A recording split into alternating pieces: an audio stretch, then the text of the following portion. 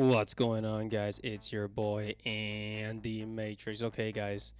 So the question is Japan giving into Western ideologies? Is Japan really just, bending over, taking it in, and just, pulling out those Skittles and tasting the rainbow? If you know what I'm talking about, you guys know what I'm talking about. I don't need to explain myself very much. When I say taste the rainbow, you see the rainbow flag here, right? You know exactly what I'm talking about. Hello, this is Yami Yugi from Yu-Gi-Oh! And make sure to subscribe to Andy Matrix's channel. Now on with the show. You know what this conversation is gonna be about. And of course, the title of this article, it says Japan's high court backs gender status change without surgery.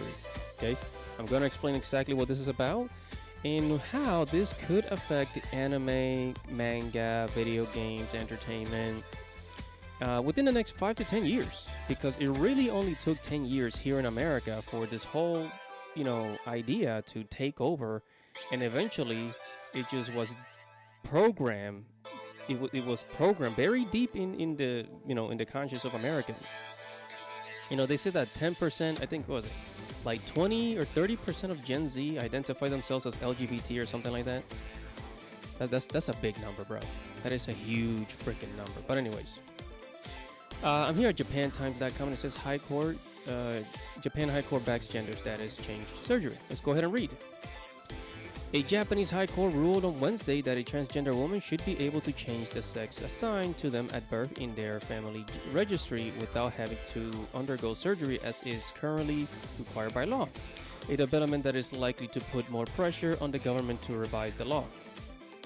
In 2003, the law on gender dysphoria, this is 2003, 20 years ago.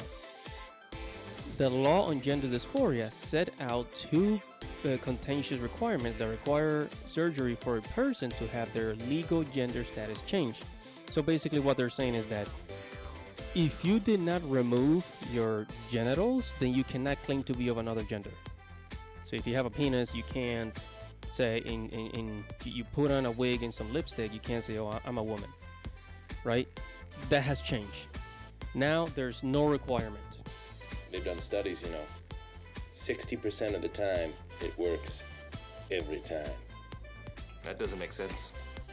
There is absolutely no freaking requirement. You could be a dude with your dingling and you could, I don't know, get some hormone shots or some hormone therapy or something and grow a pair of titties, long hair, all that stuff, feminize your face, right? But you don't have to do that, right? So it's basically a step forward towards how America is doing it too. The power of the pussy. Excuse me? The power of the pussy. Okay, that's what I thought you said. It says the person should have no reproductive glands or have their functions of reproductive glands permanently lost. Yeah, so you should still be able to reproduce, right? The person should have a bodily resembling the genital organs of the opposite gender. What? The person should have a body resembling the genital organs of the opposite. But how? Anyways, in October last year, the Supreme Court ruled for the first time that the first of the two requirements was unconstitutional. That was part of their constitution. However, it did not rule on the second clause and sent the case back to the High Court. Wednesday, High Court ruling in Western Japan stated that the plaintiff already resembled the opposite gender in bodily appearance. So basically, if you already look like, I don't know, the opposite gender, but you still have like the same genitals, your original genitals, then yeah, this is such a complicated conversation. Appearance a result of hormone therapy in that there was no need for her to receive sterilized surgery. Okay, right. So we went through all that, right? What does this mean?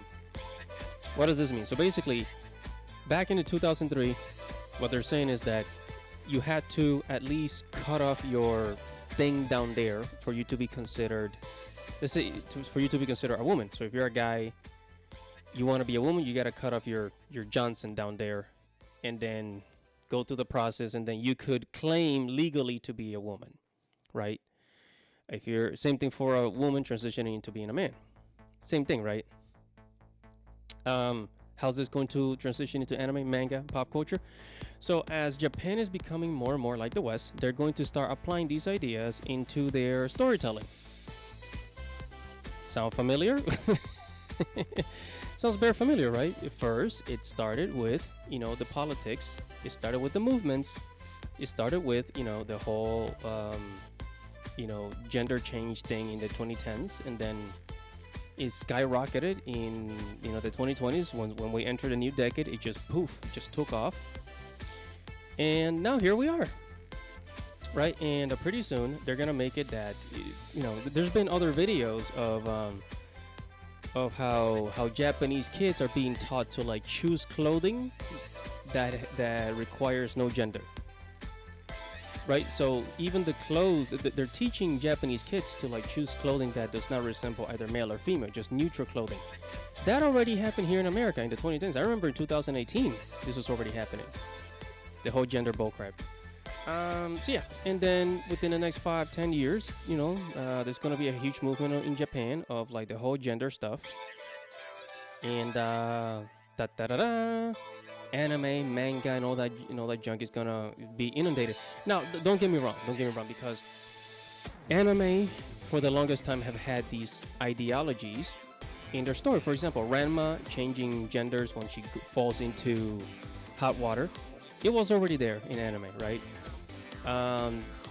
There's been anime about like the whole, switching genders, but it's never been to the same level as it is here in America. Whereas in Japanese anime and manga, it's always been more about a storytelling point of view, and it made sense, right? It made sense why these things would happen in anime, right? According to the story. But now, just you wait, just give it another, 5 years. And we're gonna start seeing it, and and then what's gonna start to happen is that people are gonna be more and more picky, more and more choosy about their anime and manga, right? And it's gonna seep into. We already see Japanese pop stars like Utada Hikaru, the creator, the singer of Kingdom Hearts, that did the first Kingdom Hearts song. I remember she was claiming to be non-binary, which was absolutely fucking stupid. There's other like voice actors claiming, I don't have a gender, this and that. It's an infection. It's an absolute infection. I think it's absolutely freaking ridiculous. I don't know why people support this nonsense, right? Without male and female, this world would have nobody. But hey, who am I to judge, right?